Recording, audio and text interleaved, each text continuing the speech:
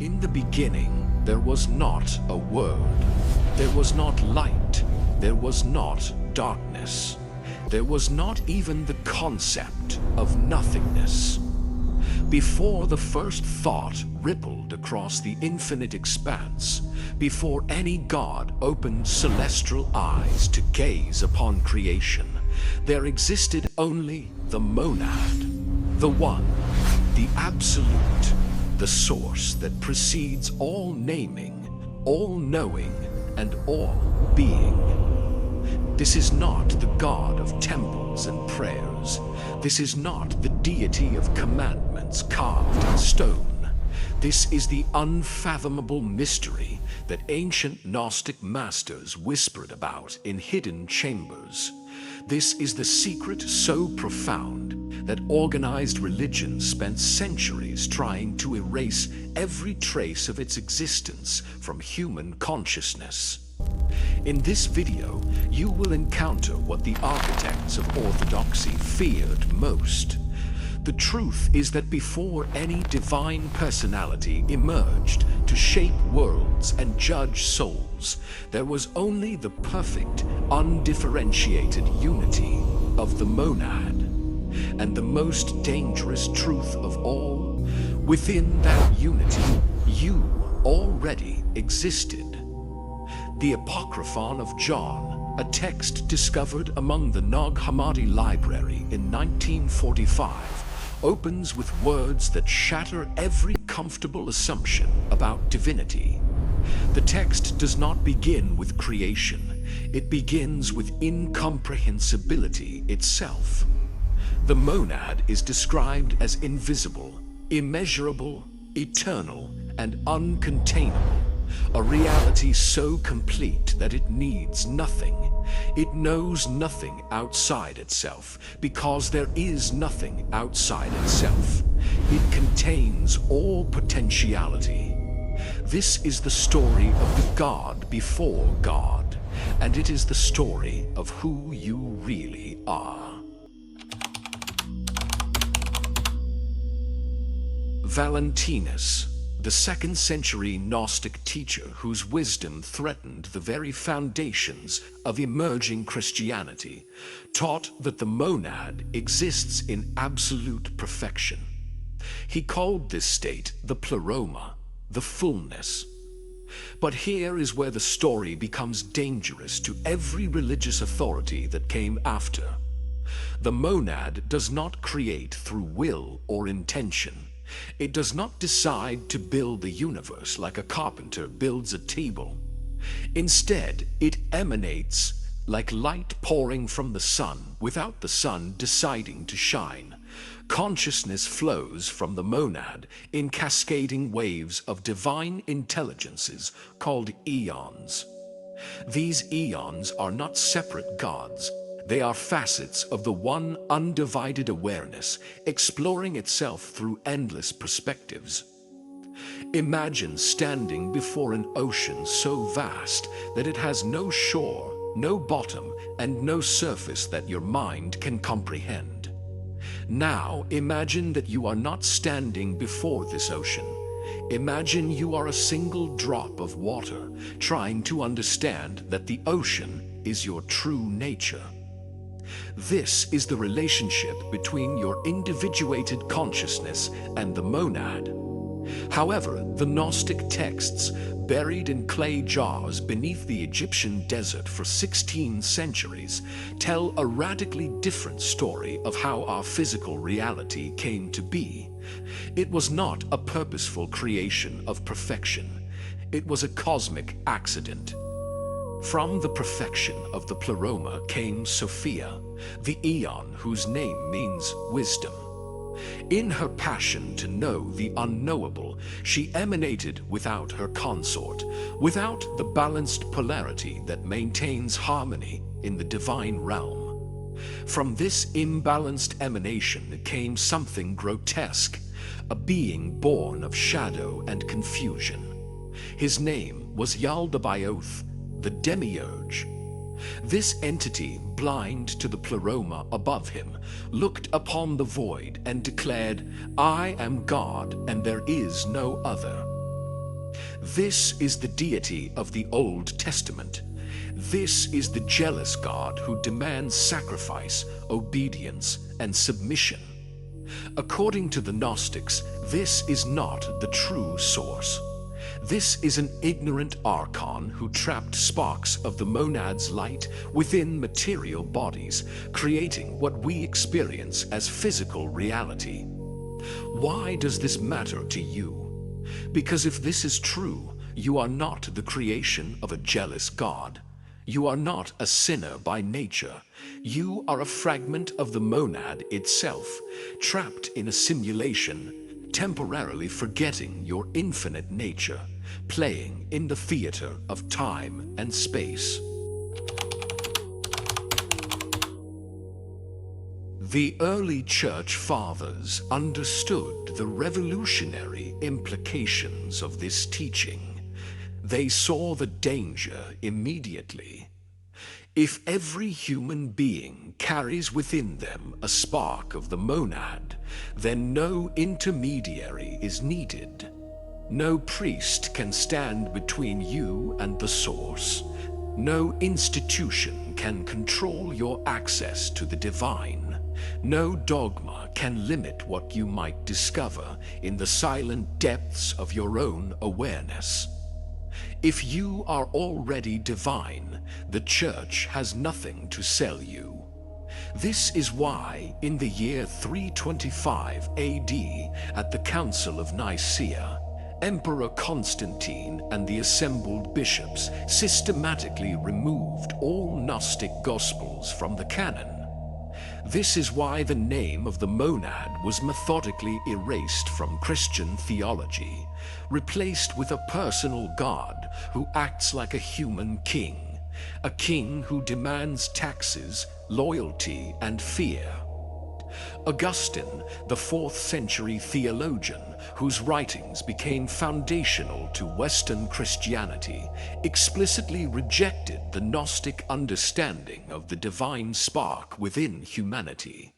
He argued that human nature is totally depraved, utterly corrupted by original sin, and incapable of approaching God without the mediating grace dispensed through the Church's sacraments. This was not theology. This was politics. By making the Church the exclusive dispenser of divine grace, Augustine and the other Church Fathers created a power structure that would dominate European consciousness for over 1,000 years. The monad had to be forgotten. The direct path had to be obscured. The radical teaching that you are, in your deepest essence, the very source itself, had to be branded as heresy and burned along with the bodies of those who dared to teach it. But truth, like water, finds its way through every crack.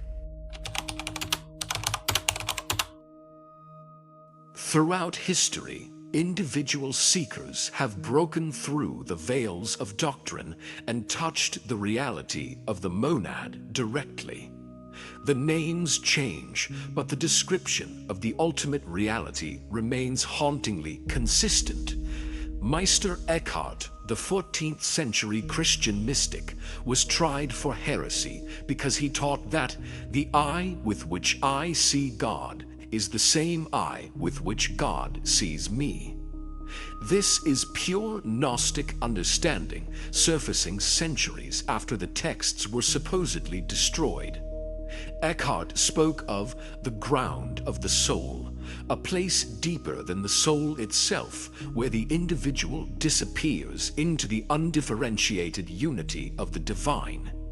He wrote, "The supreme form of prayer is to the still, silent, pure essence of God, which is neither work nor image, but the timeless monad in whom all actions are done and all images formed." Move across the world to the Jewish mystical tradition of Kabbalah. This same reality appears as Ein Sof, the infinite, the no thing that precedes the first emanation of divine light. The Zohar describes Ein Sof as being so utterly beyond all categories that even to say it exists would be to limit it. Yet from this absolute transcendence, everything that is, was, or ever will be emerges. The early Kabbalists understood what the Gnostics knew. Creation is not an act of will by a personal deity, but a natural overflow of infinite potentiality. Look to the East. The Buddhist concept of Dharmakaya, the ultimate nature of reality, beyond form, beyond attributes, beyond even consciousness as we understand it. It is the ground of being from which all appearances arise and into which all appearances dissolve. And in the Hindu tradition, the Upanishads, composed thousands of years before Christianity, declare with absolute certainty, Tat Tvam Asi, thou art that. The supreme reality called Brahman is not separate from Atman, your innermost self. The wave is not separate from the ocean. The ray of light is not separate from the sun. You, in your essence, are the monad experiencing itself. This is not intellectual philosophy. This is a direct pointing to what you can verify in your own experience. When the noise of the thinking mind subsides, when the conditioning of society falls away, the pristine awareness that has always been present reveals itself.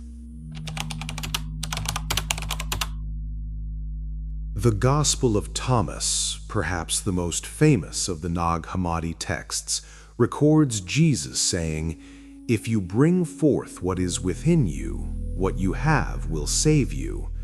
If you do not have that within you, what you do not have within you will kill you." What is within you? It is not your personality. It is not your memories. It is not your social status. It is the monad, the undivided awareness that exists before all stories. Your true nature is not the body that will one day return to dust. It is not even the soul that mystics speak of traversing from life to life. Your true nature is the monad itself, looking through your eyes right now. But there is a problem.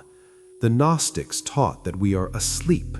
We are suffering from a form of cosmic amnesia. The archons, those powers that rule this material realm, do not want you to remember this truth. Their power depends on your forgetfulness. It depends on your identification with the limited self that can be controlled through desire and fear. Every advertisement you see, every social pressure to conform, every voice that tells you that you are not enough, not spiritual enough, not successful enough, not worthy enough, these are echoes of the archonic agenda to keep you asleep. If you believe you are separate, you can be controlled. If you believe you are a sinner, you can be sold redemption. If you believe you are merely a biological machine, you can be manipulated by fear of death. But the monad calls to itself. You cannot permanently forget what you truly are. In dreams, in moments of overwhelming beauty, in the sudden silence that sometimes descends without reason, the memory stirs. The Gnostics called this anamnesis, unforgetting, the recognition of what has always been true but was temporarily obscured. Jesus, in the Gnostic understanding, was not a sacrificial victim dying for your sins.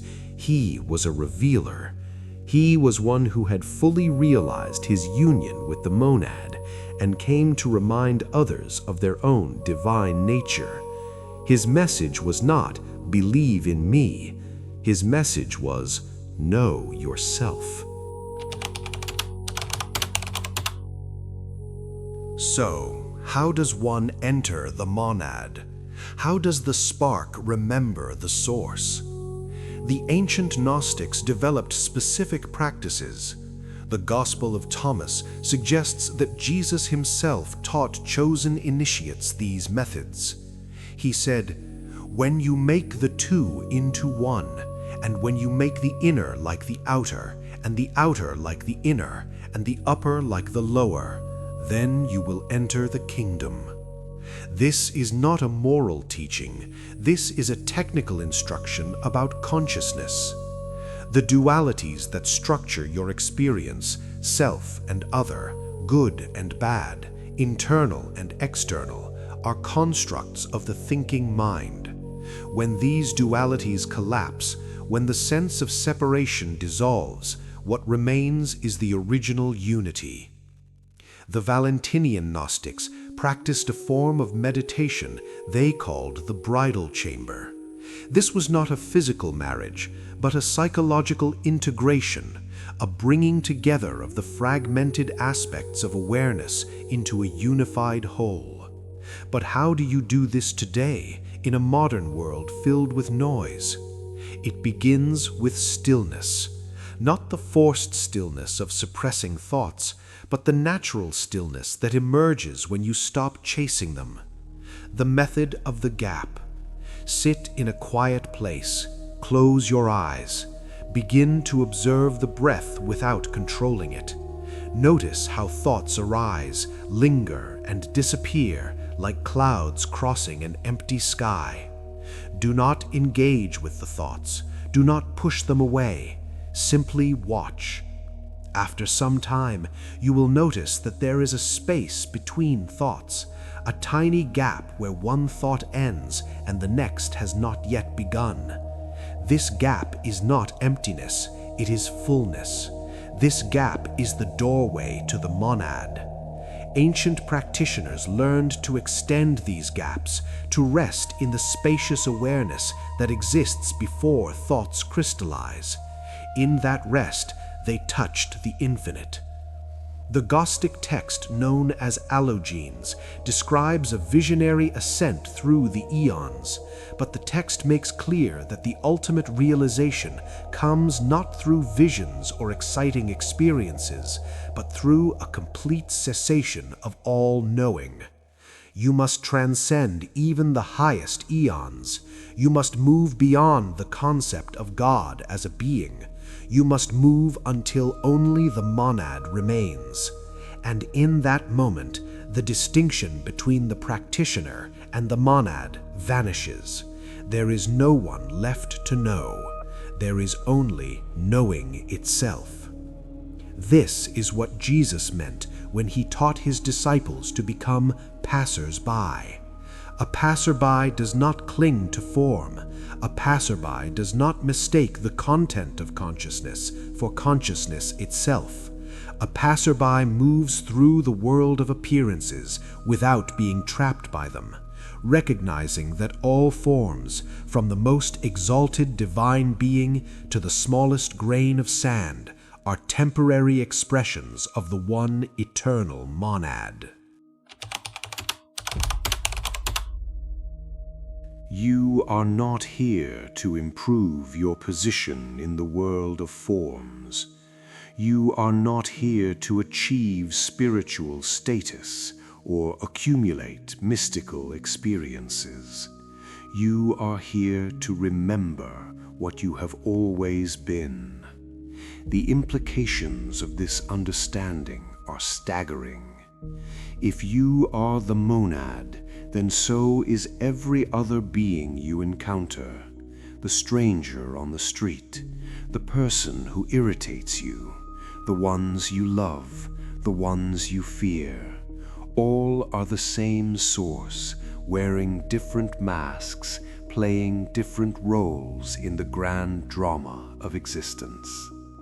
This realization naturally gives rise to what the Greeks called agape and the Buddhists call bodhicitta, a love that is not based on personal preference, but on the direct recognition of shared essence. When you see past the mask of personality, You recognize yourself looking back from every pair of eyes. The secret book of John records Jesus explaining to his disciple, "I am the forethought that dwells in the light. I am the movement that dwells in the all. I am invisible within the thought of the invisible one. I move in every creature." This is not a man speaking. This is the monad speaking through the form of a man. How do you live from this recognition? Not by withdrawing from the world, not by denying the body or rejecting material existence, but by moving through life with the lightness of someone who knows it is all a play. You still participate fully. You work, you create, you love, but without the desperate clinging that comes from believing this is all there is. You bring presence to each moment because you recognize that this moment, right now, is the monad experiencing itself through your particular perspective. There is nowhere else to be, nothing else to achieve. The pathless path leads to where you have always been. The great secret is that there is no journey. How could there be a journey from the monad to the monad? How could you reach what you have never left? The entire spiritual search, with its levels and stages, its gurus and techniques, is ultimately a game the monad plays with itself. A cosmic joke. You are already that. In this very moment, as you listen to these words, the awareness that is listening is not separate from the source of all awareness. The seeker is the sought. The knower is the known. The one who asks, "How do I enter the monad?" is already the monad, temporarily pretending to be separate, playing hide and seek with itself. But let this recognition not breed complacency. Yes, you are the monad, but you are the monad that has forgotten. The practices matter. The commitment to awakening matters. The daily discipline of meditation and self-inquiry, these are the means by which the amnesia is cured. Sit in silence each day. Question every thought that claims to define you. Investigate this sense of being a separate self until you cannot find its substance. The church could burn the books, but they could not burn the truth. The Inquisition could torture the body, but could not touch the monad. Every attempt to suppress this knowledge only proved its power. And now, in this moment, the ancient wisdom finds you, not by accident, but by the recognition that draws like to like. You are listening to this because the monad is calling itself home. This realization is just the beginning. The monad is vast, and there are many more veils we must lift together. If this message resonated with the spark within you, do not let the feeling fade. Subscribe to the Gnostic Spark and turn on notifications. We are gathering the scattered sparks one video at a time, and we need you in this formation. If you found value in this remembrance, like this video. It signals to the algorithm that the time for silence is over, helping this truth reach other sparks who are still asleep. I'll see you in the pleroma. Stop seeking and see.